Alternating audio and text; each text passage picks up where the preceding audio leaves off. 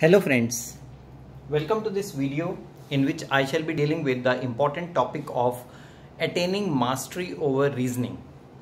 Yes, reasoning is a very important part of all the quantitative aptitude exams, and especially the exams in which the logical reasoning portion is there, followed by verbal and non-verbal reasoning.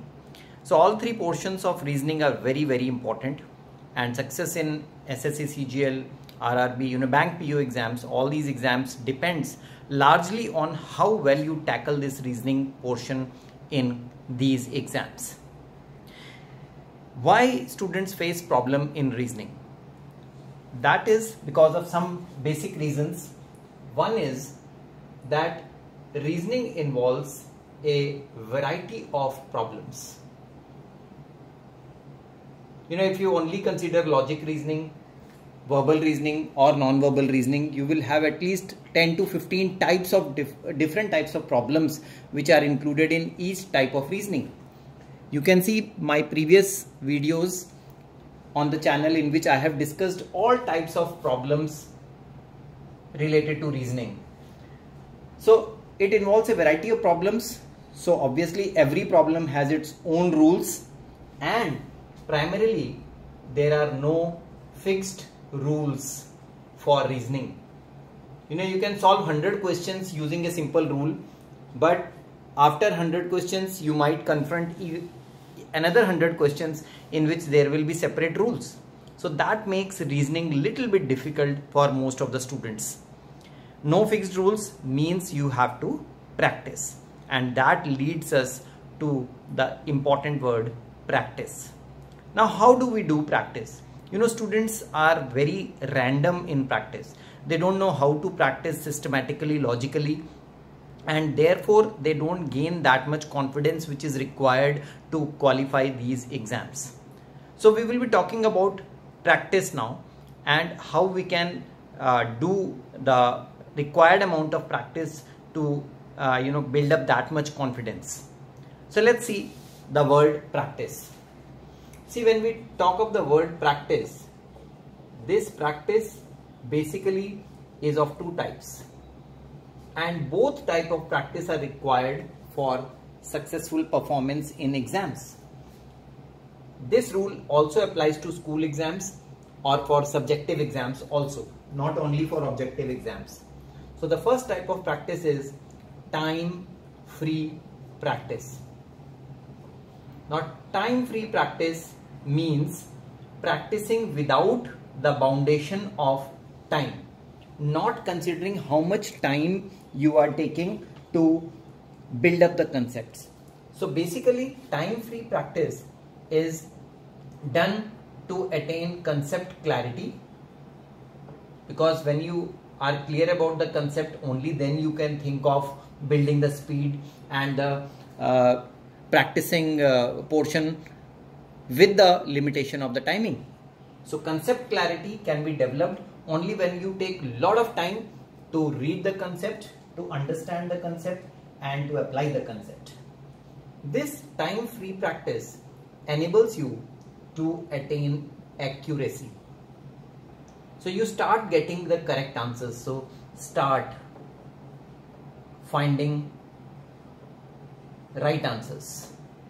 That's what is called accuracy, when you don't bother about getting wrong answers.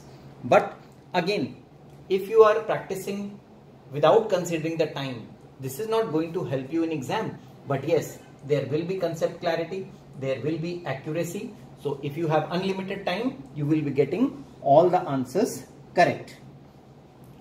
But this is only 50% of what is required for success in reasoning exams. The other part is the time-bound practice. Now, time-bound practice, just opposite to the time-free practice. Here we have the limitation of time, how much time is available to us.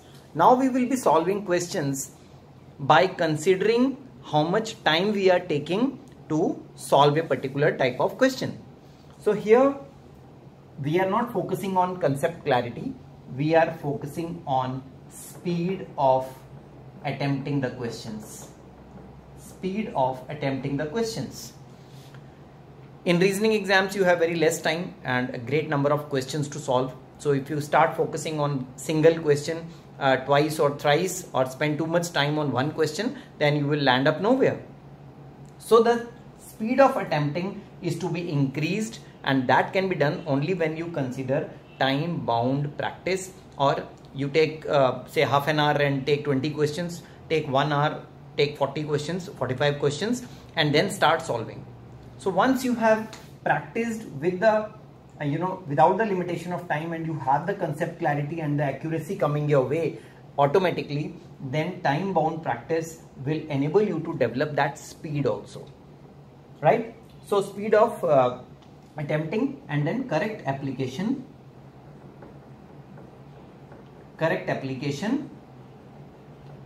under time limit. Obviously that comes only when you perform this time bound practice. Now there is a simple formula of success. The success or performance in any exam is a product of accuracy and speed. See, I am calling this as a product, not as a sum. That is because if accuracy is missing, then 0 into speed will give you 0 performance. And if speed is missing, then accuracy into 0 again gives you 0 performance, because in competitive exams both of the factors are of equal importance. So friends, this is the magic mantra of success in reasoning exams. Please follow this. Don't feel comfortable only by getting the right answers. Feel comfortable only when you are able to get the right answers within time frame. And if you have say about 400 questions to solve in a day, and you have been given like 4 hours, very difficult, right? But give yourself a stiff target, and I am sure you will have that speed of attempting which is required to qualify the exams. So friends, this is the magic mantra: time free practice followed by time bound practice. One attempting to give you accuracy, other attempting to give you speed, and the product of these two will be the success in competitive exams. So friends, if you like this basic lecture of reasoning, then do share it with all your friends who are preparing for competitions, and do not forget to subscribe the channel for more such useful videos to come in future also.